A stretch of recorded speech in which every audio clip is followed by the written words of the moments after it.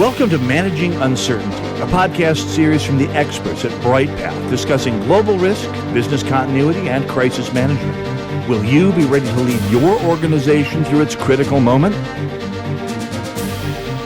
Back on our first podcast, which you had not, I don't think you weren't a part of the first one, but I talked about this idea of having a crisis framework.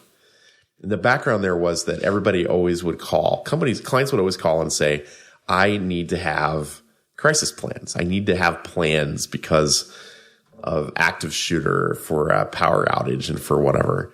And I would always steer them to plans are fine, but that's not really what you need. If you've never thought through this, you need a framework.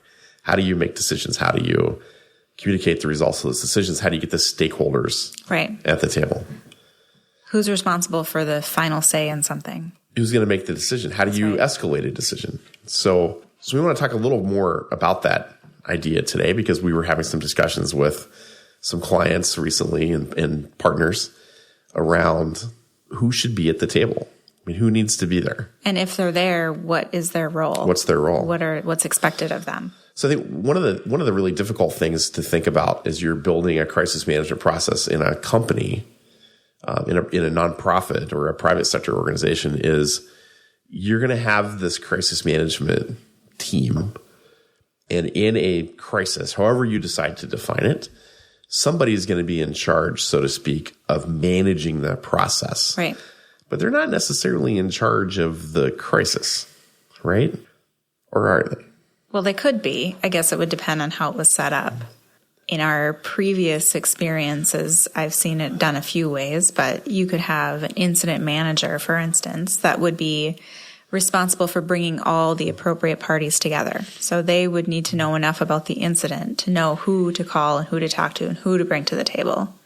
And then once they're to the table, it's that group to sort of make the decisions as to what happens next. So in our world, what we typically bring our clients to is look at everything that could be a major disruption to your company at that kind of enterprise level. It should filter into one crisis management process, right? So we think about financial crises, reputational crises, an executive misconduct or serious HR issue. And then we have all the things that we typically think of as a big crisis, like data breach, information security event, a hurricane, natural disasters, nor'easter storm, active shooter, a physical security event. Bomb. And at that enterprise level, we coach our clients through, we're going to deal with this in the same consistent way every time, regardless of what the underlying cause is.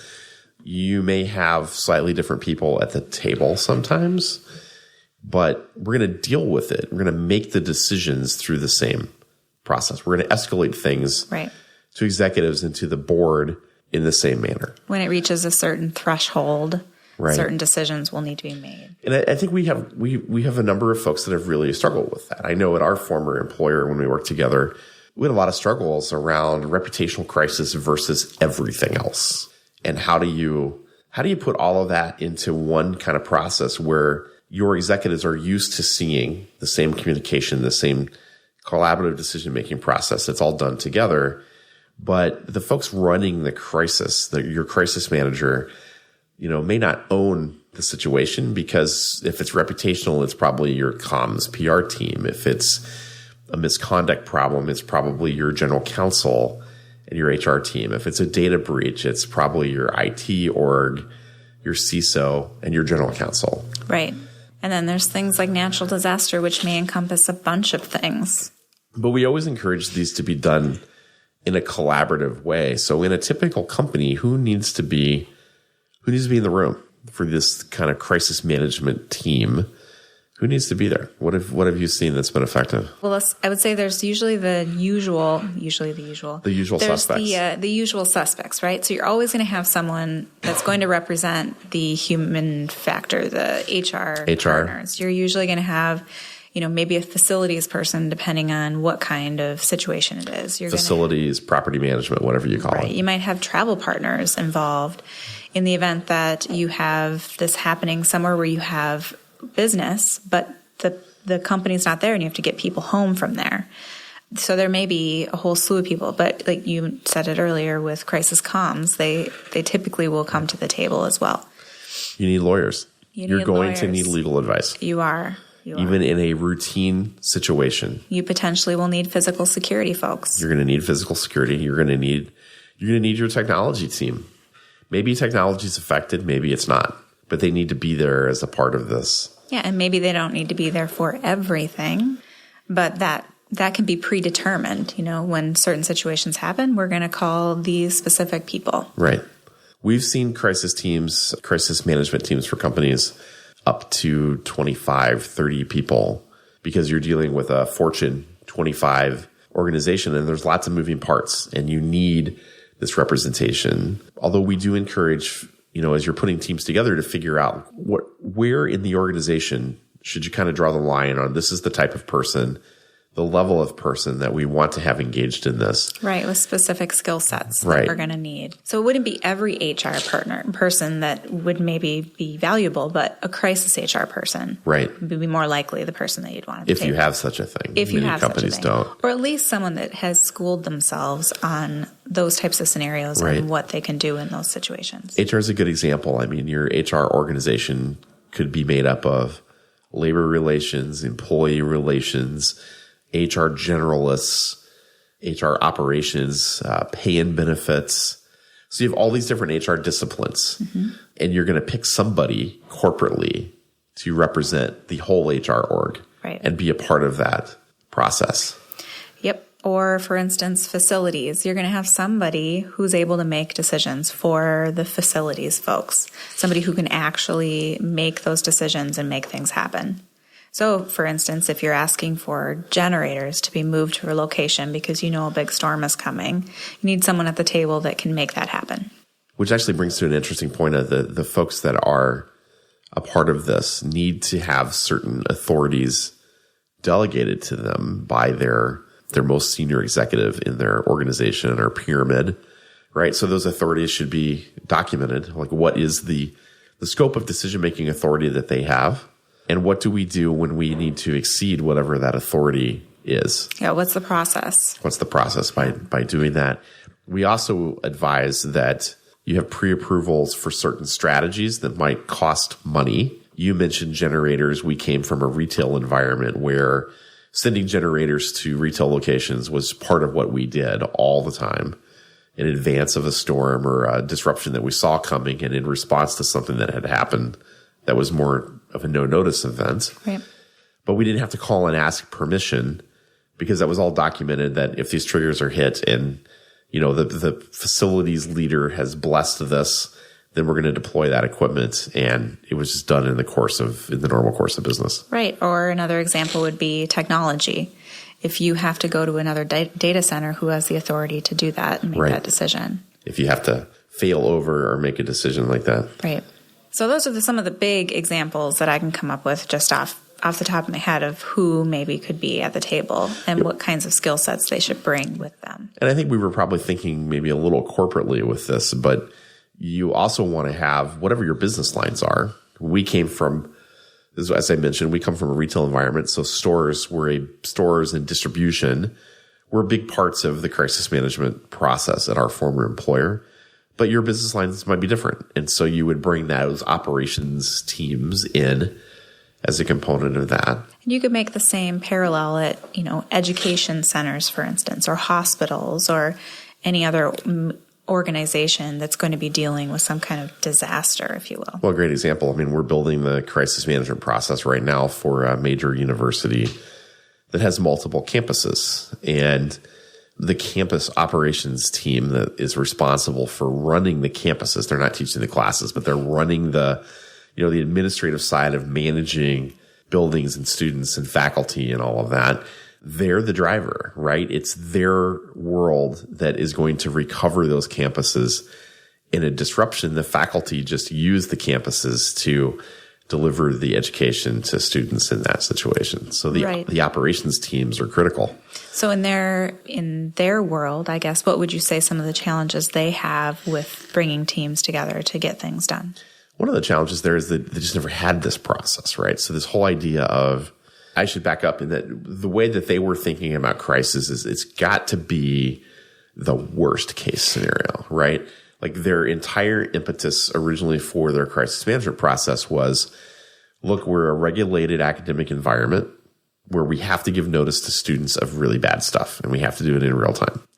And an active shooter is as bad as it's going to get for us. And so their whole process was around, I've got to be able to lock down. I've got to be able to do run, hide, fight as a strategy. And I've got to be able to send emergency notifications so that the federal government doesn't find me.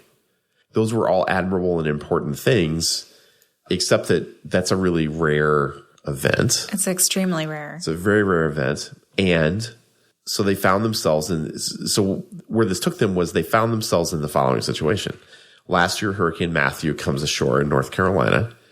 And there were, let's say there were 8 to 9 campus locations that were impacted by this, none of which were huge, but it was a pretty significant portion of their student population. And there was no process to deal with a crisis on that scale. And, you know, the impact here was 8 or 9 campuses closed for 48 hours, not that big of a deal, but you have to prepare for it and you have to account for your team and account for your student population. Right. And then you need to be able to put a process in place to recover the facilities and get them back up and running in the post-storm environment. Right. So just because they closed doesn't mean the job is done, right? So what happens to all of those people that maybe were on campus at the time of this happening? So building the process of who needs to be at the table and how do you get them together and how do you facilitate this? And we went through the same struggles as we do every time this situation comes up in that we had to help them think about, okay, look, the crisis management people on our team are the ones who are going to drive this. And you're going to be there and you're going to be at the table and you're going to be a part of the decision-making process. But we're going to drive it because that's how we're going to manage every crisis situation. But we're going to need your help. We're going to need your participation. Right. And fortunately, everybody was really open to doing that. But it had to be made up on the fly during Hurricane Matthew because it simply didn't exist. And these are things that you have to do. You have to have them in place and you have to practice them as you go along. Otherwise, it must have turned it into a much more stressful situation than it needed to be. Right. The other challenge with so you think about getting the right people together and you're putting this crisis management team together. The other challenge is not just having the right organizations at the table, but having the right people together. Right. Yes. Emotional intelligence and the ability to deal with a rapidly changing, stressful situation is really important. A really important set of skills for somebody to have to work on a crisis management team, even if this is just something they do in an activation of your plan. That's right, and not everyone has that skill set, and that's okay. But that's really important in that situation so that you don't have these leaders that are expected to make decisions at the table that choke. They can't make the decision under that much pressure. Or they just can't handle the situation at all. That much change that's happening very quickly. Right. There's a story that one of my friends who was involved in public sector emergency management and law enforcement had told me about an individual that they were grooming in their agency to be kind of the major incident commander and lead through these situations. And when they found themselves in the city's greatest disaster in their history a few years ago, where there were fatalities and it was a major natural disaster situation, and there were fatalities and lots of other things going on, part of this, that the guy just simply could not handle the stress and was actually creating more disruption in the command center than that he was solving and driving. And they had to basically boot him and then send him on to a different career path within the agency because running an emergency was not in his skill set. Yeah, it was not in his wheelhouse. I think we both have run into situations where we've dealt with people like that maybe were incapable, at least at the time, to deal with the stress associated with what's going on in an emergent situation. So it calls for the need for, good selection processes as a part of this and good partnership in the event that there's a mismatch with people. And then it also calls into question the need to have good, realistic exercises with your crisis team. But that's a conversation for another episode. That's right. We'll wrap up here. Thanks, everybody, for listening. We look forward to our next episode. Thank you. Thanks for listening to this episode of Managing Uncertainty, produced by the experts at Bryghtpath. To receive notifications of new episodes, join our newsletter at bryghtpath.com or subscribe through your favorite podcast player, such as iTunes or Google Play. Learn more about the services and trusted advice from Bryghtpath by visiting bryghtpath.com. That's BRYGHTPATH.com.